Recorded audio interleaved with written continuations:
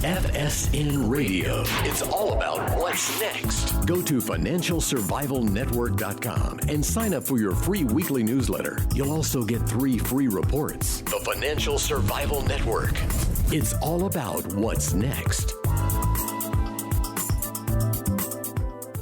Welcome. You are listening to the Financial Survival Network. I'm Kerry Lutz, and today is March 13th, 2020. Okay, you've seen the panic. You've seen the market get slammed, lost almost a third of its value in just under 2 weeks. What else can we expect? Is it justified? What are you supposed to do? Just remember the definition of a minor illness. That's an illness that somebody else gets.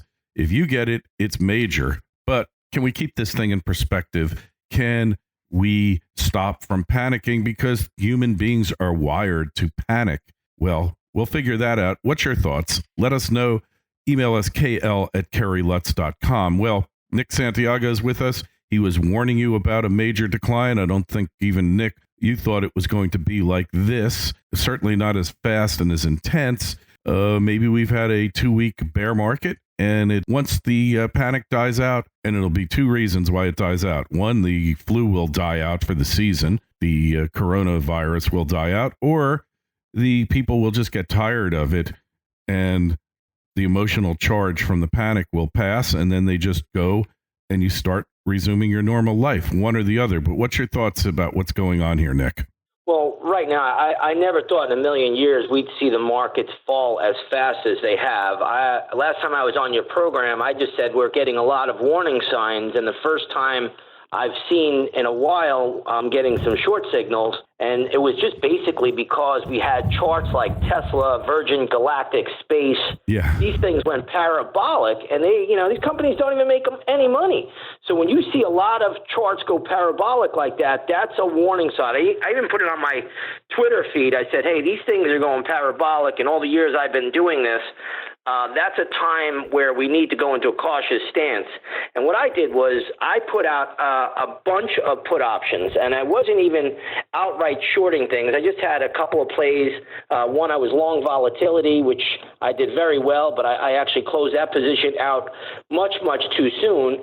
And then I had a bunch, and I do mean a bunch of put options that I made between 25 and, some 80%. And it was just a banner month for me. Unfortunately, we have the coronavirus going around. It's now a pandemic.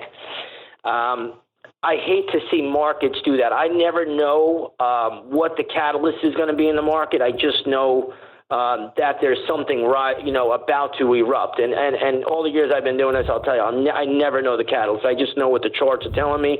The charts are always ahead of what's going to happen, and they give us a signal. And I've been very fortunate to make money in this environment. Unfortunately, it's on the back of the main catalyst, which is this coronavirus. But the reality of it is, now I'm getting very interested in stocks. I have to say we're at levels now where I think we can start to nibble into some plays here. If you look at what's going on in China, they have a handful of coronavirus cases now. So it's almost done. And like you said, I compare it to the flu. I don't know if we're supposed to do that or not. I call it influenza C. We have A and B. I think this is the third type of influenza. And like you said, seasonality trends come along. The warmer weather's coming. That should, start to alleviate the virus, or at least cases of it. Yeah, there's no greater disinfectant than sunlight. And look, if you look at the map of the United States and you see where the cases are, something about like 3/4 of the cases are in the north. We're looking Northern California, where it's still pretty cool. We're looking New York, Massachusetts, and Washington State, the most northern state in the United States, and the state that in the winter has the least sunlight because it's so far north and it's always raining there. So there's a good argument to be made. Obviously, the scientists, the doctors are cautioning us against drawing that conclusion because they don't want to be wrong. But if in fact it is what we think it is, it's going to die out in the next 30 days because look, in Florida here, a lot of our cases have come from other places. There's not really much community spread. We got 20 some odd recorded. Maybe it's up to 30 cases right now as we're talking. And it's mostly people bringing it in from cruise ships, from other countries, other states. Italy, right? There was a case, two cases where it was contracted from Italy. That was verified. So, I agree. I agree 100%, Kerry. And this is going to lead to a buying opportunity. The real fear out here in the market is the bond market. The bond market has been really shaken up, and now you have these rate cuts going on. And so when the bond market panics, the stock market always panics. And we're seeing, massive panic. But I've been taught, or conditioned, I should say, throughout the years, when there's panic like this, there's opportunity. You just got to pull the trigger on it and find those opportunities. You got to really sift through it. It doesn't mean we can't go lower. The way I've been trading this market now is I've been buying some call options. I closed out basically all of my bearish plays, and believe it or not, I had probably 20 of them out there. So it's been quite something to see, and that everything worked out as I thought it would. But now I can't get bearish at this stage of the game. We're down too much. Yeah, and it's got to kind of spend itself at some point. Maybe a couple more days of it, and then also never underestimate what's going to happen with government intervention. The intervention's coming, but they have to wait till it gets to a point where the selling has exhausted itself, and then they start buying up those S&P futures, and they can bring the market, because it's so oversold at this point. It's going to be a violent move upwards. That doesn't mean we're not in a bear market. I mean, economically, you got to believe that the world's heading into a recession at the very least. Yeah, we could be in one already, to be honest. Europe was already a mess. Japan is a mess. They're already buying equities. They're buying ETFs now to support the market. So globally speaking, the United States is the only solvent country in the world. So I am in the camp that, right now we'll get to this storm. It's going to take a while. This is going to take a while to play out. The 0 year of a decade is always a very volatile and bearish year. So doesn't mean we'll be down as much as we are now, or maybe we even go lower. But the 0 year of the decade, if you recall, I think I talked about it the last time I was on your program, is not like the 9 year of a decade, which is generally a very, very strong year. Sometimes you get these parabolic moves. And like I said, we saw that in SpaceX, or whatever that company is called, Galactic Space, or, Virgin Galactic. Virgin Galactic. I mean, come on, what business does that stock have from going from $5 to $45 or $5 to $42, whatever it was? Now it's a $14 stock. This is, finding its equilibrium point, which I think is going to be back at $8. But when you see those kind of stocks take off, it's what I call a dash for trash. Yeah. And people want to just own anything because they don't want to pay up and own the good companies that have already had a big built-in premium. Right. So that's what we're looking at. The markets were due for this anyway. Coronavirus is the pin that pricked the bubble, and now we're coming back to a more we're coming back to the mean, and I think stocks are starting to get fairly priced in here. Yeah. So what about Tesla? We hit almost 1,000. It double topped, and then it just collapsed. It's trading at 5 something now, and he was really smart to raise a couple $2 billion in cash. Now all of the convertible stock is out of the money, unfortunately for them. But that was the bellwether speculative stock. Yeah, that company, in my opinion, at best case scenario, if it's even priced as a tech stock, not as a car company, obviously, should be around the 500 area or even a little bit less. It's a company that honestly shouldn't even be at this premium, if you ask me. I love the product. I think it's a sensational car. They're in other industry groups such as solar panels and things like that, and batteries. That's where the market is looking to for the growth. So again, if you're just going to look at a chart, you come back to 500. That's kind of the equilibrium point, but really fairly valued. I'm going to say it's a $400 to $275 stock. But, the market is irrational. The market, does things to extremes. It's like a pendulum. It swings too far one way and then it swings too far the other way. So in my opinion, the entire market in January and February was way, way too high. Now we're coming back the other way, but we always swing to the downward extreme in this case. So again, there'll be trades, and that's all you need to, that's what you want to be in this kind of environment. You have to be a trader. You have to use a lot of chart patterns. You have to use these moving averages. You have to use retrace levels, and you got to put all of this stuff together, and that's what's going to get you through till you get the next trend. Because right now, when the markets go down, they take the elevator, and when they go up, they take the stairs. And right now, you can see we are going down fast track. Yeah. So how much longer you think it's going to last for? I think we're probably within a couple of weeks of a major, major bounce at the longest. And then, I don't think that the 0 year of this is 2020, so it's a 0 year of the decade, will be very, very volatile throughout the rest of the year, up and down. And once we get past the election, I think you're going to get a monster, and mark my words here, a monster with a capital M buying opportunity. Yeah, well, there are those cynical among us out there, among you out there, who believe that this is all a setup to try to bring Trump down because he's been taking credit for the rising market, which I've always believed, Nick, is a bad idea because you get credit on the way up and you get blame on the way down. I don't think it was a bright move. And when he was a candidate, he said it was a bubble, and here we are. But on the other hand, even with all the markets going south, where would you want to be, here or the Chinese market?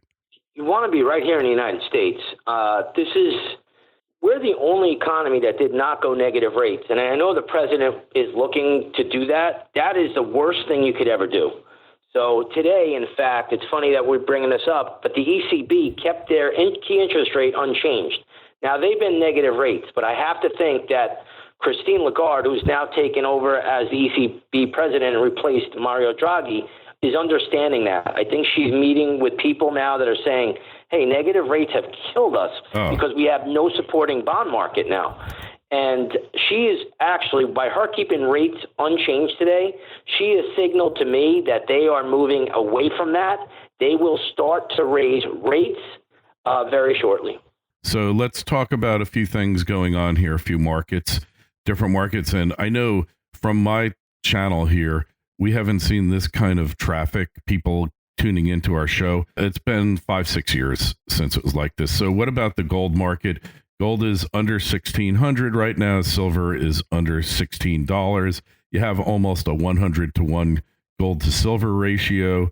That's kind of insane, isn't it?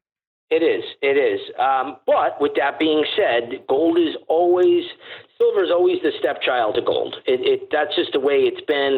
That's going to be the case going forward. But one thing I will say about gold, and I know I've been on your program saying this, is that gold needs to put in this monthly chart base. We've had a huge meteoric rise already in the gold market. So if you take a look at a chart of gold, we went as high, I believe, as 1,700, right? So we went to 1,704 recently.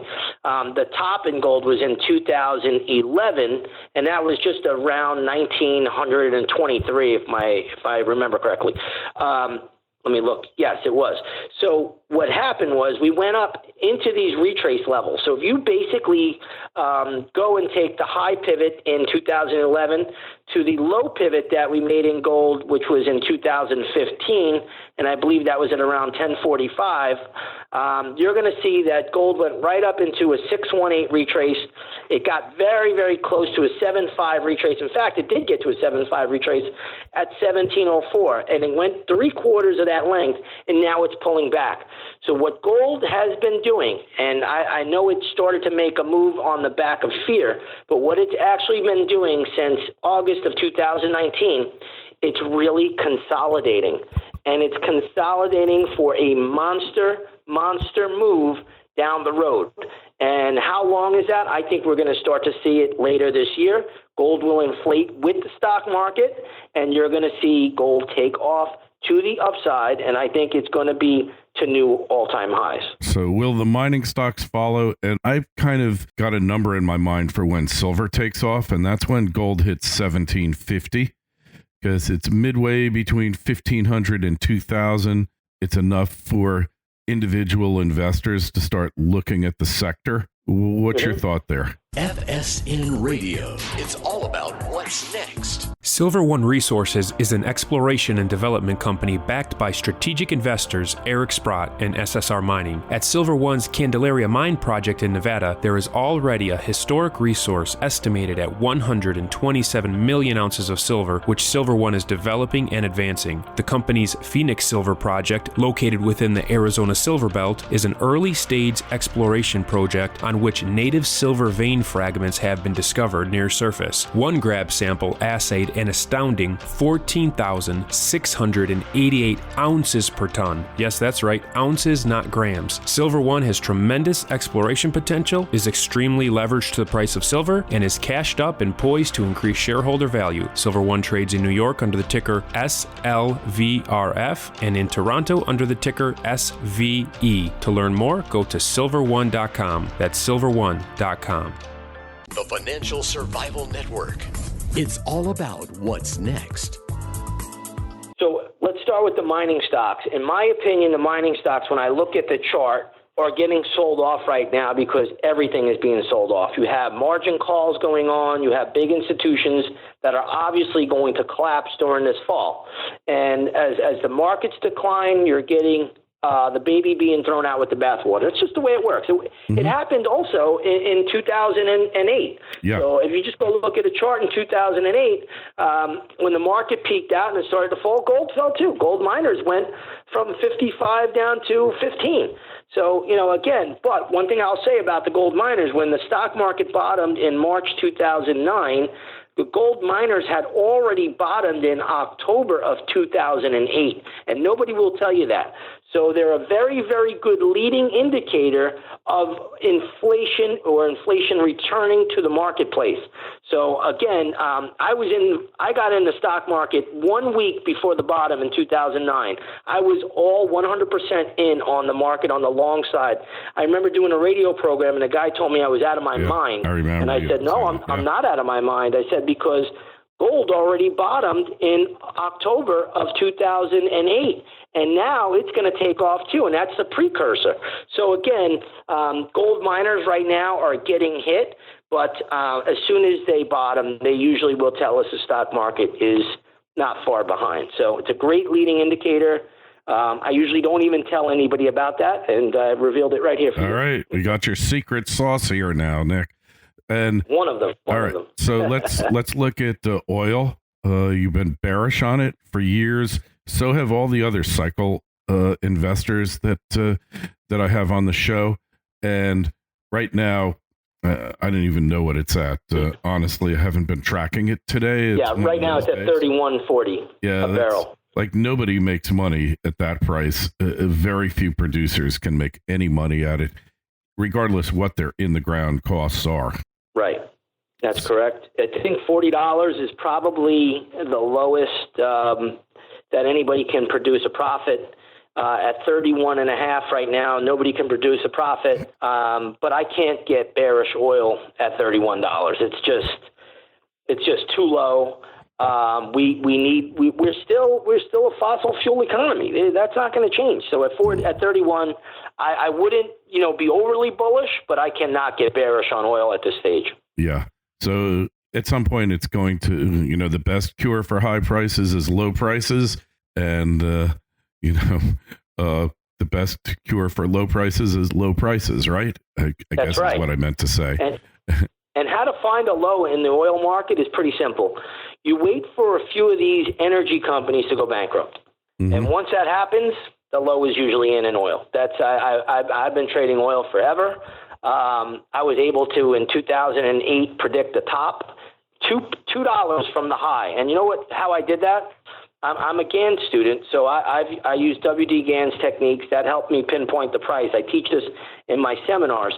But more importantly, even than that, Goldman Sachs upgraded crude oil when it was $145 to $250 a barrel, and I knew that the top was in. That was it, huh? It was all done. And so what about the dollar? The dollar has taken a major hit. So let's talk about the dollar, because I was in the dollar. I got in it at the start of the new year, right? On the first trading day of the new year on January 2nd. I sold out of the dollar and all on the 19th, I believe, of February, and basically nailed the peak.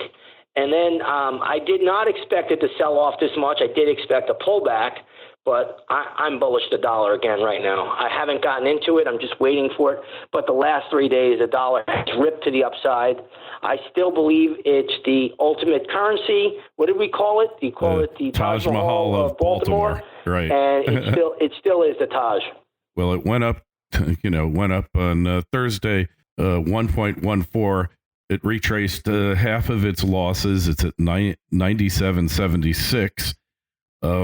It's interesting to watch it. So interest rates and the bonds have been a stellar performer, but that's on the backs of an imploding interest rate, which we can't have in a healthy economy. Let's go over this bond market right now. This is really quite interesting what's happening. So just a few days ago, in fact, I got in on a TLT, which is a long bond trade. I actually bought puts on this on March 6th, and TLT spiked up to almost $180 a share. This is the long 20 and 30-year treasury. So I bought put options looking for it to fall. I closed out those options. On March 10th for 80%. We went up to 180. We're right now trading at 160.84. This is telling me something bigger is happening. Yields are about to take off to the upside.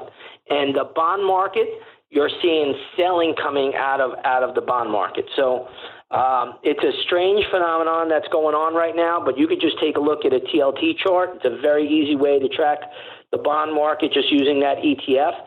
And it went all the way up to 180. Basically 180, just shy, which is a few pennies shy. It went up exactly to 179.70 on March 9th. And the funny thing, Kerry, was that I got in those put options on March 6th. They were still in the money as price went against me in the stock. And I knew right then and there there's a bigger picture taking place.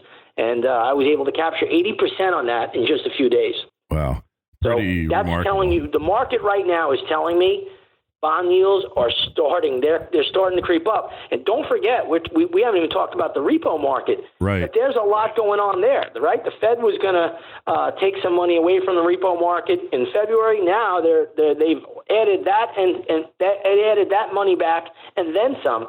So now they're all in, and they're going to keep these repo operations going for the foreseeable future. So they know there's a lot. I mean, they're on top of it. They see it. I don't know if they know what's really happening, but they know there's definitely problems out there, and we're going to start to see money come out of bonds. I know it's crazy. I don't know why. I just know what the chart is telling me. So they're going to come out of bonds and go back into the stock market when it goes higher, right? We're seeing all that money fleeing the stock market into the bond market, right? There's only two places to go. You either go, well, three if you want to sit in cash, but these investment funds don't sit in cash. They're either in bonds or they're in stocks. Yeah. So I have to think we're setting up, later this year for just a monster stock market rally. Yeah. And right in time for the election. That's when it's going to be. Right there. As soon as the election's over, if Trump pulls it out, you'll see the stock market rocket back up to new highs. Yeah, no doubt.